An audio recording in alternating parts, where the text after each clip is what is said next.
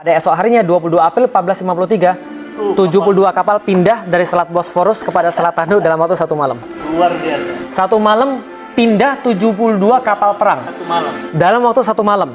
Dan punya Pirates of the Caribbean. betul, betul. Hans Zimmer, gitu kan ya. Nah, ketika kemudian pada esok harinya 22 April 1453 itu mereka tuh kaget. Kenapa? Konstantinopel tuh kemudian tiba-tiba takbir dari atas Bukit Galata. Mereka lari tunggang langgang naik ke atas menara yang paling tinggi. Mereka lihat horor. Bendera la ilaha illallah Muhammad Rasulullah itu berkibar di atas, benderanya Turki warna merah dan warna-warna yang lain. Yang pas mereka lihat ke bawah lebih stres lagi. Kapal-kapal perang masuk ke dalam wilayah mereka yang mereka rasa paling aman berubah jadi wilayah yang paling berbahaya bagi mereka. Dan kemudian mereka tetap melanjutkan perang sampai tanggal 27 Mei 1453. Hampir 2 bulan sampai Al-Fatih bisa buat lubang yang besar banget yang nggak bisa diperbaiki lagi. Setelah buat lubang yang besar banget, Al-Fatih katakan pada hari ini 27 Mei berhenti semuanya untuk berperang. Berhenti semuanya. 2 hari lagi serangan terakhir. Kalau kita kalah, biar kita terkubur di bawah tembok-tembok ini. Dan kalau misalnya kita nggak bisa menaklukkan kota ini, saya lebih baik nggak usah jadi pemimpin. Karena saya nggak mau kecuali ada kota ini. Al-Fatih bilang begitu. Lalu kemudian dibilang, berhenti hari ini. Besok pada tanggal 28 semuanya berpuasa sunnah. Jadi 28 tuh nggak ada perang. Puasa sunnah semuanya.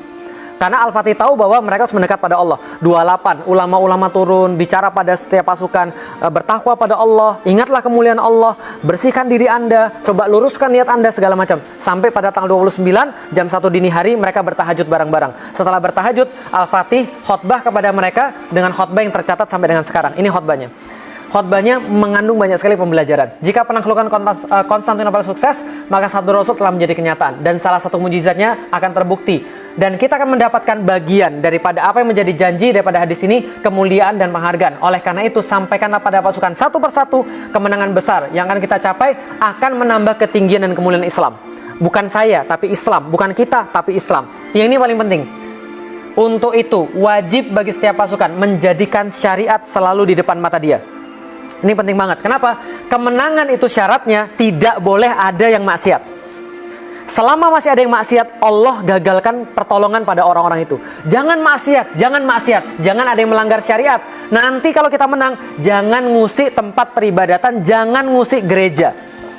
Kalau saya ketemu dengan mereka, jangan ganggu para pendeta, jangan ganggu anak-anak, jangan ganggu wanita, jangan ganggu orang-orang yang tidak berdaya. Ini pesannya siapa? Pesannya Rasulullah SAW.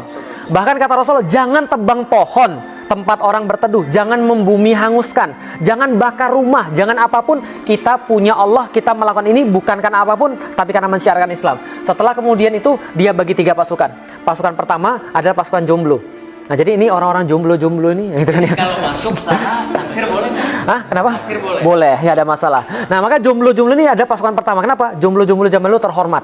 Mereka tuh kayaknya saya pikirin kenapa mereka mau jadi pasukan pertama, karena mereka bosan ditanya setiap Syawal, kapan kawin gitu. Jadi mereka mau mati aja. Jadi gitu. Ini pasukan jomblo pertama. Dikasih waktu dari jam 2 sampai jam 4. Oh ya gitu. Saya lupa ada satu jomblo. Iya, kapan kawin.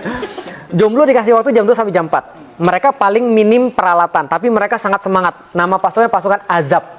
Bukan Azab, bukan. Azab itu artinya jomblo. Orang-orang yang belum nikah. Jadi pasukan Azab di 2 jam 4. Jam 4 ditarik mundur. Jam 4 dikeluarkan pasukan reguler, pasukan Sipahi, pasukan bersenjata berat tapi kemudian pasukan reguler. Jam 4 sampai jam 6 Sipahi ditarik. Dan nggak ada kemenangan juga. Jam 6 dikeluarkan Yeniseri. Jam 6 dikeluarkan Yeniseri sebelum matahari bersinar dari sebelah timur. The rest is history.